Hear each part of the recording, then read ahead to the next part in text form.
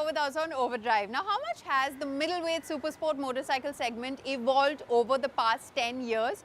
To answer this very loaded question, we have pit the 10-year-old Triumph Daytona against the hottest motorcycle in its segment today, the Kawasaki Ninja ZX6R.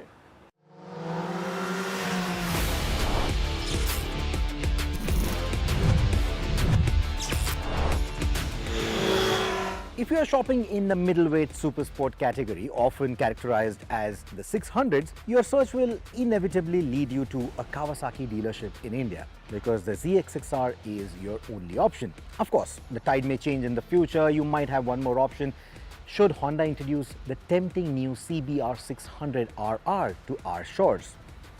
If you want something mellower, something that's easier, more comfortable, then you could look at something like the Ninja 650 from the same stable, or something like the Honda CBR 650R if you want twice the cylinders. And looking over the horizon, there are vehicles like the Yamaha R7 and the ridiculous Triumph Daytona 660, which are going to sort of give you some bit of a promise. Now, this scenario reminds me of exactly 10 years back when the Daytona 675R was the only middleweight supersport option that you had in the country. A decade since, have things really evolved? Has the supersport genre in the middleweight segment really gone ahead by leaps and bounds? With changing market demands, technological advancements and regulatory pressures, manufacturers have often been forced to adapt and evolve their offerings. Apart from being middleweight supersport machines, there's another common thread for these two motorcycles. Both of them go against the convention and employ unconventional engine configurations when you compare it to the typical 599cc inline-4 configuration that we see in the supersport segment. The Triumph Daytona 675 boasts of a potent 675cc three-cylinder engine, delivering around 126 horsepower. This power plant, while not as outright powerful as some of its competitors, offers a unique blend of torque-rich performance and a linear power delivery. Triumph's engineering prowess is evident in the Daytona 675's short-stroke design, top-notch components, and a refined tuning, resulting in exhilarating performance on both the street as well as the track. The engine's ability to rev freely and eagerly rewards riders with a thrilling riding experience, making it a favorite among enthusiasts seeking a dynamic edge. In fact, this engine is so good that it has laid the foundation for all the 660cc entry-level Triumphs, all the way up to the 765, the Street Triple RS, and even the Moto 3 machines. In fact, that Street Triple RS, as we found out last year in our ride at Hereth, it's such a good track machine, such a potent track machine and a potent all-rounder that I'm not surprised it has led to the death of this track-bred Daytona. In contrast to Triumph's Triple, the 2024 Kawasaki ZX6R inherits the legacy of its predecessors, featuring a 636cc inline-4 power plant. While the engine configuration has been the staple of the ZX6R lineup for years now, the 2024 iteration, however, fails to deliver significant advancements in power output or technological innovation, boasting of a mere 129 PS, which is humble for a gap of 10 years. For 2024, in fact, the ZX6R loses a horsepower or two because it uses different camshafts with a lower lift profile, shorter duration, etc. compared to its predecessor.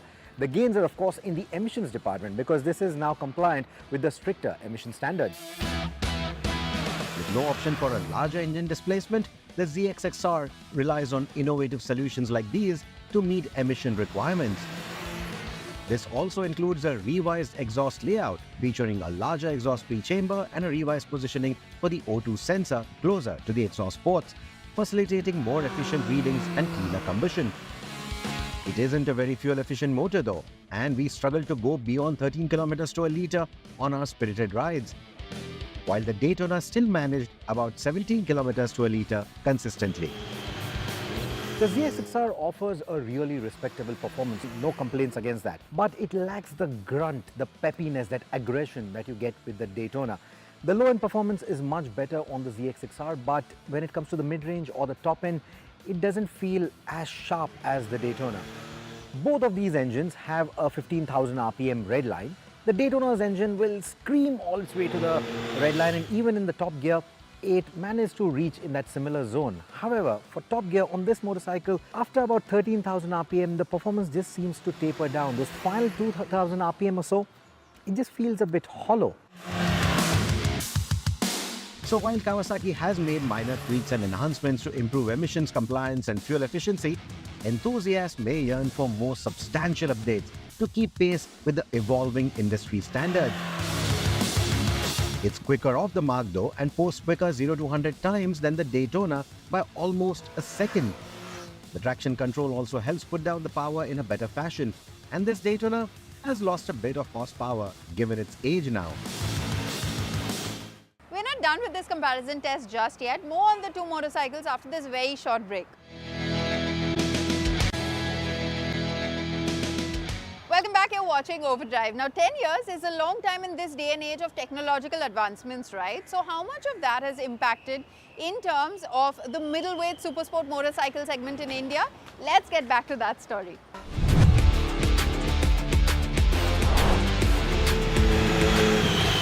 Cutting-edge tech, electronic wizardry, these are pivotal aspects of modern-day motorcycles. My decade-old Triumph Daytona 675, however, electronic aids are rudimentary. ABS, of course, is appreciated, but otherwise there is nothing really to write home about. No riding modes, no traction control, nothing of that sort. The positive way to look at it is that the simplicity ensures a pure, unadulterated, and a more engaging riding experience. You're immersing yourself in the thrill of motorcycling without relying on electronic crutches. On the other hand, the 2024 ZX6R embraces the digital age, but without completely letting go of that old-school charm. There's no IMU or any fancy electronics, so while that will keep the purists happy, it also makes sure that it ticks all the right boxes for safety, like ABS, traction control, which is primarily what you need for riding in our conditions. The vibrant TFT display will let you cycle between 4 riding modes that alter power output and traction control intervention. I think by not incorporating complicated stuff like slide control, wheelie control, etc., I think they're keeping things simple. It's not overwhelming for a lot of riders, which may be a good thing, especially for this particular segment, because you see, they may not be as big experts as the typical liter class buyer. So which I think is really good because it still ticks all the right boxes for safety, like I said, and at the same time doesn't rob the riding fun out of a machine like this. So I think it achieves a really nice balance. When it comes to carving corners and attacking apexes, suspension and handling prowess play a crucial role. The Triumph Daytona refined this bit back then by offering 2 options: the standard bike with the Kayaba suspension and an R model which set the bar higher with its Öhlins suspension components and Brembo brakes. The suspension is adjustable on both the models, the R as well as the standard 675, and it allowed riders to fine-tune the suspension settings to their weight, to their riding style, to the riding environment, etc. The Öhlins was of course better for the track, but also very challenging to overhaul in a small market like ours. But whether it is riding on twisty mountain roads or tearing up the racetrack, the Daytona 675 remains a benchmark for riding dynamics even today, offering a precise feedback and predictable behavior that inspires riders to push their limits. In comparison, the ZX6R showcases evolutionary rather than revolutionary improvements in suspension and handling. While its Showa suspension setup offers a commendable adjustability and feedback, some riders may find its chassis dynamics lacking the finesse and the lightness of the Daytona 675. However, the monoblock Nissan brakes work exceptionally well, and even with the electronic aids limited to traction control and ABS, the ZX6R delivers a competent and predictable riding experience. I think riders who are seeking a good balance between comfortable riding ergonomics and nice performance are definitely going to like the size of the ZX6R and the compliance of that suspension, whether you're taking it out for spirited rides or for leisurely commutes in the city. All of that, it will do quite well. It's only when you take it to the track where the ergonomics may or may not be to your liking. When you opt for a liter class machine with over 200 horsepower, the intensity of the riding experience can get overwhelming.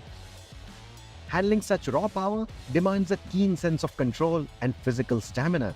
This is where the middleweight machines provide a welcome alternative. they aren't as demanding, and even with lesser electronics, they are relatively easy to tame. The ZX6R doesn't feel as light and nimble as the Daytona. In fact, it does feel quite big between the legs, but at the same time, the rider's triangle is surprisingly cramped for my height of 5 feet 8. I've often found that while trying to tuck down or whatever, my elbows are still sticking out. I'm unable to get that proper grip. But that said, while cornering, the large tank, the large chassis, they offer a substantial anchor point to be able to nicely lock in. So in terms of the cornering stability, that definitely helps. The Daytona 675 excels with better build quality, and even the new models like the Street Triple RS feel more premium than this Kawasaki. And then there is the raw character, the agility, and the rider engagement, which makes the Daytona enticing even today. The ZX6R has plenty going for it too. It shines with its advanced electronics, convenience features, and modern aesthetics, replete with LED lighting all around. But, and there is always a but. The bottom line is the advancement in technology only feels a little incremental, nothing compared to what we've seen in the liter class.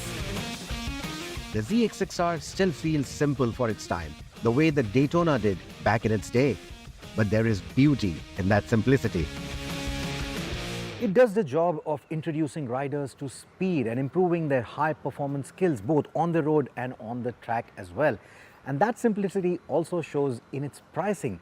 It offers an excellent value proposition, just the way the Daytona did back in the day. In fact, if you were to compare the pricing of the outgoing Daytona back then versus the pricing of the ZX6R today, there's not much of a gap in terms of inflation numbers. You know, look at where the Street Triple is, where the previous one was, and where the RS is today. You will know what I mean. So from that perspective, I think even though the options are limited, even though you have only one option, it ticks all the right boxes. So I really don't care that there are no other options. As long as there is a Supersport Middleweight machine that you can buy today, you and I should be happy. With that, it's a wrap on this week's edition of Overdrive. But remember, you can stay in touch with us through our various social media platforms, and you can write to us on YouTube as well. We'll see you next week. Until then, drive and ride safe.